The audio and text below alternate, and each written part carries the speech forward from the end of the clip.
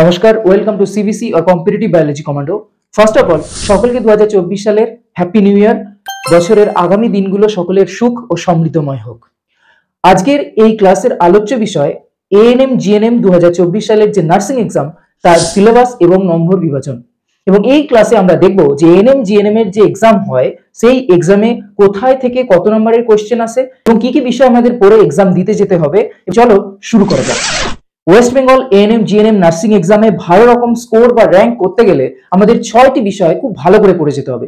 তার মধ্যে প্রথমেই হচ্ছে life science, physical science, math, English, reasoning এবং জিকে। সবথেকে বেশি নাম্বার আসে লাইফ সায়েন্স থেকে। লাইফ সায়েন্স এবং ফিজিক্যাল সায়েন্স সেখান থেকে সবথেকে বেশি নাম্বার থাকে। এছাড়া থাকে ম্যাথ, রিজনিং এবং ইংলিশ। তো চলো আমরা দেখে নিই এই এক্সামে ভালো স্কোর বা র্যাঙ্ক করতে গেলে আমাদের কি সিলেবাস পড়তে হবে। প্রথমত লাইফ সায়েন্স এবং ফিজিক্যাল সায়েন্সের জন্য আমাদের ক্লাস 9 এবং ক্লাস 10 এর টেক্সট বইগুলোই অন্যতম। ক্লাস 10 এর ম্যাথ বইটা ভালো রকম পড়ে গেলে তুমি ভালো স্কোর করতে পারবে। তবে হ্যাঁ, ম্যাথের টেকনিক কিন্তু অ্যাজ ইউজুয়াল যেমন তোমরা ক্লাস 10 এ করেছো সেরকম করলে তোমরা সময় পাবে না। ইংলিশের জন্য ক্লাস 12 লেভেলের ইংলিশ আসে এবং জিকে এবং রিজনিং এর স্পেশালি কোনো সিলেবাস হয় না, তবে সিলেবাসে যেটা উল্লেখ থাকে ক্লাস 12 লেভেল। এবার আসি কোশ্চেন প্যাটার্নে। ওয়েস্ট বেঙ্গল এএনএম জিএনএম 2024 এর যে কোশ্চেন হবে ইংলিশ এবং বেঙ্গলি ল্যাঙ্গুয়েজে। কোশ্চেন থাকবে টোটাল 100টি, ফুল মার্কস হচ্ছে 115। দুটো ক্যাটাগরিতে কোশ্চেন থাকবে, ক্যাটাগরি 1 এবং ক্যাটাগরি 2। ক্যাটাগরি 1 এ তোমাদের যে টপিকস গুলো থাকবে সেটা হচ্ছে life science, physical science, math, English, GK, reasoning. Category 2 তে আমরা শুধু দুটো জিনিস পাবো, একটা হচ্ছে লাইফ সায়েন্স এবং ফিজিক্যাল সায়েন্স। ক্যাটাগরি 1 এ প্রতিটা প্রশ্নের জন্য তুমি 1 নাম্বার পাবে এবং হ্যাঁ, যদি তুমি 4টে প্রশ্ন ভুল করো তাহলে 1 নাম্বার কাটা যাবে, অর্থাৎ প্রতিটি প্রশ্নের জন্য নেগেটিভ মার্ক থাকছে 0.25 করে। ক্যাটাগরি 2 তে সুখবর হলো কোনো নেগেটিভ মার্কিং নেই, তবে ক্যাটাগরি 2 তে একের অধিক অপশন কিন্তু অ্যান্সার হবে, অর্থাৎ যে মাল্টিপল চয়েস কোশ্চেন সেখানে যে 4টে অপশনস থাকবে 4টের মধ্যে দুটো অপশনসও ঠিক হতে পারে, 3টে অপশনসও ঠিক হতে পারে, 4টে অপশনসও ঠিক হতে পারে, আবার একটা অপশনসও ঠিক হতে পারে। সুতরাং সেখানে খেয়াল রাখতে হবে যে টোটাল যতগুলো অ্যান্সার ঠিক হবে সেই সবগুলোকে কিন্তু ফিল আপ করতে হবে, আদারওয়াইজ তুমি ফুল মার্কস পাবে না। ক্যাটাগরি 1 এ প্রতিটা প্রশ্নের জন্য 1 নাম্বার যেরকম রয়েছে সেরকম ক্যাটাগরি 2 তে কোনো নেগেটিভ মার্কিং না থাকলেও প্রতিটি প্রশ্নের জন্য 2 মার্কস রয়েছে। এবার আসি মার্কস ডিভিশনে। ক্যাটাগরি 1 এবং ক্যাটাগরি 2 তে আমি বললাম যে সমস্ত যে 6টা টপিক সেগুলো থাকবে। Physical science, life science, math, GK, reasoning, এই 6টা জিনিসই কিন্তু আমরা ক্যাটাগরি 1 এ পাবো। ক্যাটাগরি 1 এ লাইফ সায়েন্সের কোশ্চেন থাকবে 30টি, ফিজিক্যাল সায়েন্সের কোশ্চেন থাকবে, ম্যাথের কোশ্চেন্স থাকবে 10টি, জিকে এর কোশ্চেন্স থাকবে 10টি, রিজনিং এর কোশ্চেন্স থাকবে 5টি। ক্যাটাগরি 2 তে লাইফ সায়েন্সের কোশ্চেন থাকবে 10টি এবং প্রতিটি প্রশ্নের মান 2, সেজন্য টোটাল লাইফ সায়েন্স থেকে 20 নাম্বার, এবং ফিজিক্যাল সায়েন্সের কোশ্চেন্স থাকবে 5টি এবং প্রতিটি প্রশ্নের মান যেহেতু 2 সেজন্য 5 দুগুণে 10, টোটাল 10 নাম্বার। অর্থাৎ আমরা ক্যাটাগরি 2 তে টোটাল পাচ্ছি 20 আর 10 এ 30 নাম্বার এবং বাকি নাম্বারটা কিন্তু ক্যাটাগরি 1 থেকে আসবে। আমি দেখো অফিসিয়াল ওয়েবসাইটে যেটি উল্লেখ আছে সেটি আমি তোমাদের সামনে তুলে ধরেছি। সেখানে কি রয়েছে দেখো, ক্যাটাগরি 1 এ লেখা আছে one option is correct and correct option will yield 1 mark, অর্থাৎ প্রতিটি প্রশ্নের জন্য 1 মার্ক বরাদ্দ রয়েছে, and incorrect option will yield 1/4 marks, অর্থাৎ প্রতিটি ইনকারেক্ট প্রশ্নের জন্য তোমার 1/4 অর্থাৎ 0.25 করে নাম্বার কাটা যাবে। For any combination of more than one option, even if it contains the correct option, the said answer will be treated as incorrect and will yield 1/4 marks, অর্থাৎ যদি তুমি সঠিক অপশনটি বাদ দিয়ে অন্য কোনো অপশন ঠিক করো তাহলে কিন্তু কোনো মার্কস পাবে না, বরঞ্চ তোমার নেগেটিভ মার্ক হবে 0.25। দেন কি বলছে যে not attempting the question with ফিচ 0 মার্কস, অর্থাৎ যদি তুমি কোনো কোশ্চেন অ্যাটেম্প্ট না করো তাহলে কিন্তু 0 মার্কস পাবে, কোনো নেগেটিভ মার্কস সেক্ষেত্রে থাকবে না যেহেতু তুমি অ্যাটেম্প্ট করোনি।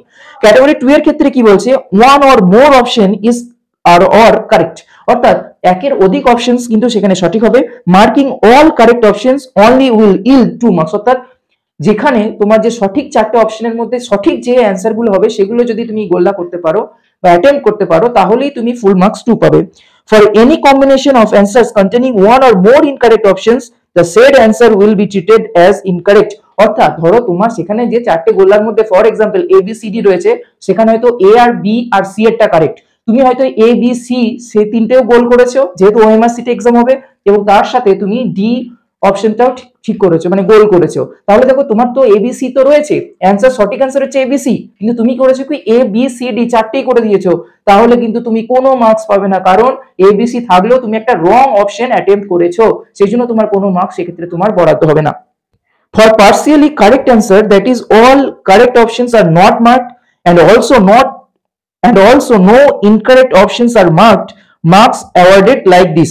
অর্থাৎ যদি তুমি ধরো যে এ বি সি ডি অপশন রয়েছে, তার মধ্যে ধরো এ বি সি তিনটে অপশন কারেক্ট হবে, তুমি করেছো এ আর বি তে শুধু গোল, সিটা করনি, যেহেতু তুমি এই ক্ষেত্রে দেখো এ বি সি তিনটেই কারেক্ট, তুমি এ বি দুটো তো অন্তত করেছো, সেক্ষেত্রে কিন্তু তুমি মার্কস পাবে।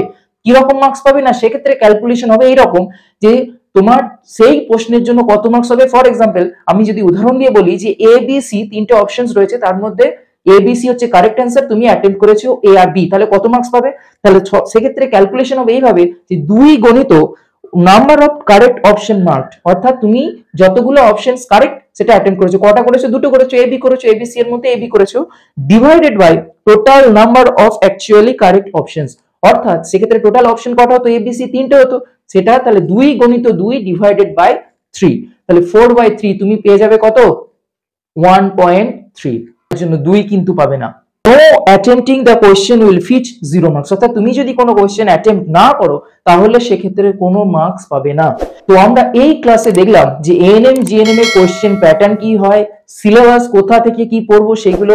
আমরা লাইফ সায়েন্স এবং ফিজিক্যাল সায়েন্স বললাম, এবং ম্যাথ, অবভিয়াসলি ম্যাথ তিনটে সাবজেক্ট আমরা পড়বো কোথা থেকে, আমরা স্পেশালি পড়বো ক্লাস 9-10 এর সেই বুকস থেকে, সেই 9-10 এর যে সিলেবাস আছে সেখান থেকে, ওয়েস্ট বেঙ্গল বোর্ডের।